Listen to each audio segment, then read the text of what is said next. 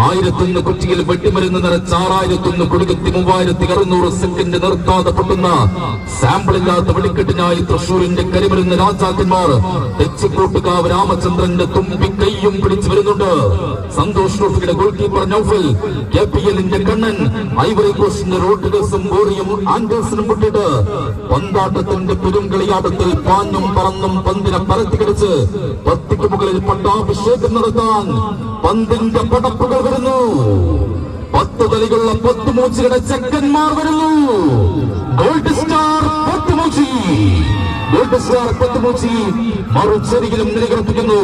പത്തുമൂച്ചിയെ പത്തിരി പരത്തുന്നത് പോലെ പരത്തുമെന്ന് മാവൂരിനെ മലർത്തി കിടത്തി ഇറക്കുമെന്ന് പത്തുമൂച്ചിയും. നാളെ കളി കാര്യമാകും. നാളെ ഈ